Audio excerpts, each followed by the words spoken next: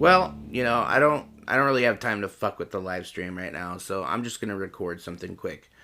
So, anyways, back to what I was trying to say on the live stream is that we don't know, or they're saying in FDA, we don't know the safety of the vaccine until we start giving it.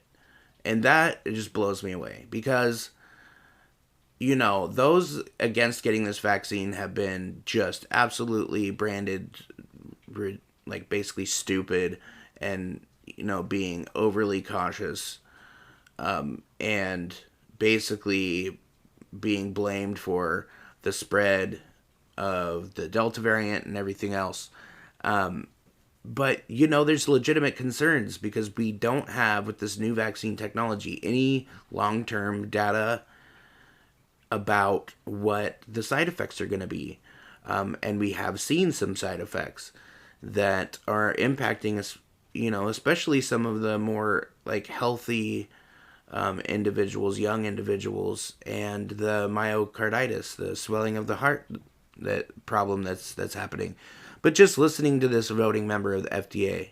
He just said, Dr. Gann said, it really is going to be a question of what the prevailing conditions are. But even worse, listen to this. Watch. This is from a voting member on the FDA panel. And keep in mind that the head... Oh, I forgot I'm not live streaming anymore. I got to bring this over for you to see. Of the vaccine department at the FDA just resigned over the politicization and the push for booster vaccines by the Biden administration. Just resigned at the FDA. So now they got rid of the problem. Just think of, that's how I look at it. They got rid of that one squeaky wheel and now they replace them with an unsqueaky wheel. So listen to what this person says, who's a voting member on the FDA. But we're never going to learn. Here we go. But we're never going to learn about how safe the vaccine is unless we start giving it. That's just the way it goes. So I'm going to play that again so you can hear what he said. And I think what sways me here is that is a very sort of personal choice. If I had a child who was a transplant recipient, I would really want to be able to use a vaccine like this. And there are certainly kids who probably should be vaccinated. The question of how broadly to use it, though, I think is a substantial one. And I know it's not our question, but I know we're kind of punting that to ACIP. But I do think that it's a relatively close call. And as Dr. Levy just said, as Dr. Gann said, it really is going to be a question of what the prevailing conditions are. But we're never going to learn about how safe the vaccine is unless we start giving it. That's just the way it goes. That's how we found out about rare complications of other vaccines like the rotavirus vaccine. And I do think that we are going to, I do think we should vote to approve it. Insane. But we're never going to learn about how safe the vaccine is unless we start giving it. That's just... I just can't fucking believe it. And then, next I kind of want to share... so Jimmy Dore has been on, like, the forefront of, like, exposing this, and what I like about bringing him up is he's not the typical right-wing, nut job people try to say a lot of the other ones are, who are being vaccine skeptic and pulling up, all of these different recordings, videos, data, whatever, of this. Oh, and, when that's talking about giving this widely to children, this vaccine, it's ridiculous because children are at such low risk. So, this video here, oh, maybe it's not a video, but just a screenshot of this headline from the New York Intelligencer. It says, according to the CDC, among children, the mortality risk from COVID-19 is actually lower than from the flu. Now, it's certainly true that COVID is worse than the flu overall, especially for older people, and people who are, have other, mortality risks, other illnesses. What do they call them? Comorbidities. But besides that, like, why are we pushing so hard and trying to just put so much fear into parents when their children are at such low risk? According to Pfizer, long-term safety of COVID-19 vaccine in participants 5 to 12 years of age will be studied in 5 post-authorization safety studies. So, they're going to test the long-term safety of this vaccine after the emergency authorization of its use, after they authorize it and all of these organizations and state and local governments start mandating it for children for them to go to school, who probably aren't even aware of this, the fact that we don't have that confirmed safety, and that they're studying it post administration of these vaccines. It blows my freaking mind. And then one other thing, Chris Martenson, I would say he's pretty awesome. I like his content. He does. A lot of people like to characterize him as right wing. He's more of, I think, kind of a centrist. Some right leaning views, some left leaning views. Like me, I call myself a liberal, but I do have, depending on the issue, differing views from people.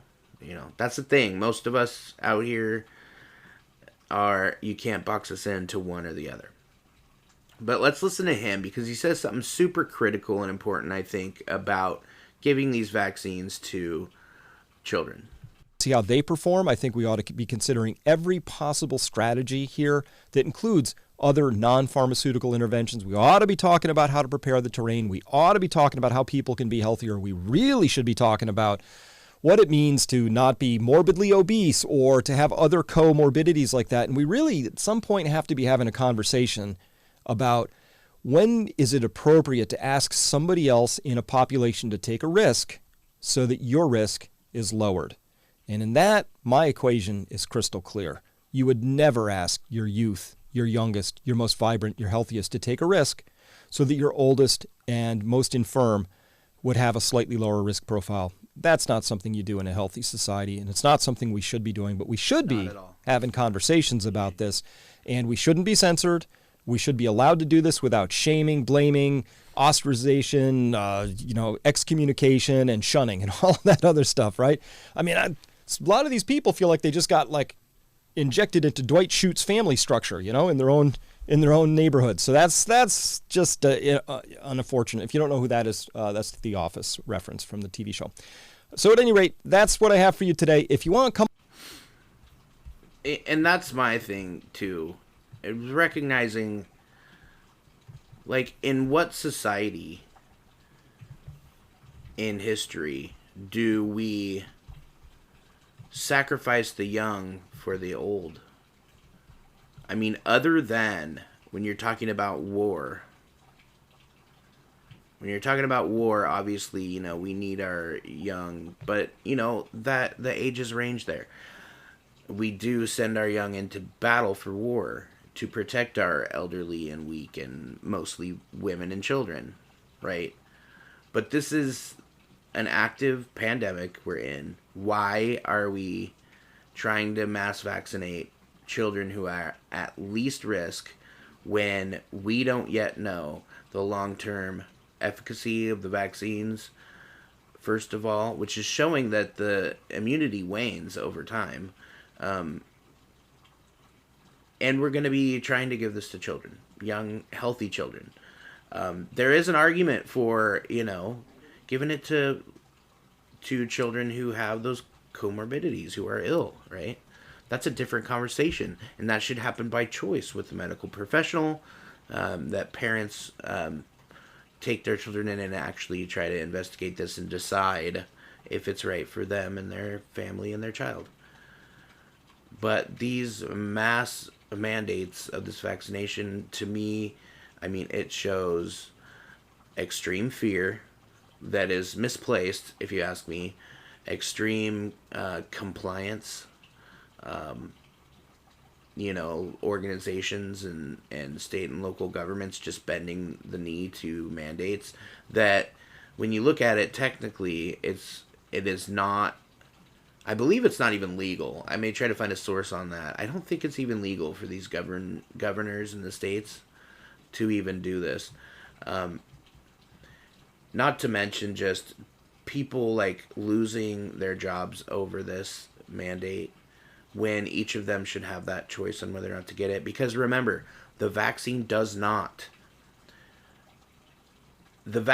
only lowers your chance of hospitalization and death as an individual who gets vaccinated. Being around people who are not vaccinated does not mean that it's going to spread more. You are at just as much danger of catching and spreading COVID being vaccinated as you are unvaccinated. So the only argument for the vaccines at this point is you are protecting yourself from extreme illness, hospitalization, and death. That's all. And so, again, to basically make everyone do this in order to just live their normal daily lives, meaning work and going to, in some places, going into restaurants or other buildings, having to have their vaccine card. I totally disagree.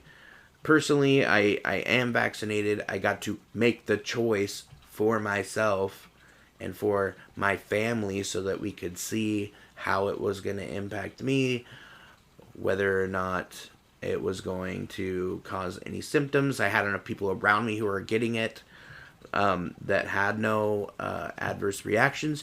I talked to my doctor. There's nothing in my medical history that said I shouldn't get it, no allergies or anything like that.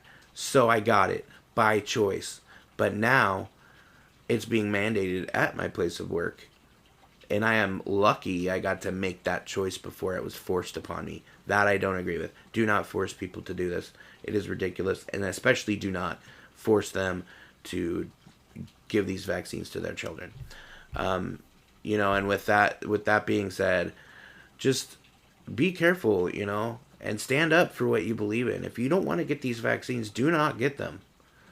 Do not let them push you around. There will be, I think they'll start backing off of this. I really do. The argument is just going away to start doing this, or to keep mandating people to do this. I think too, as you start seeing some of those adverse reactions stack up, that we're going to have more people demanding that we do not mandate this. With that being said, you know, like, share, subscribe, whatever, all that junk, and I'll see you in the next one. Later, dudes.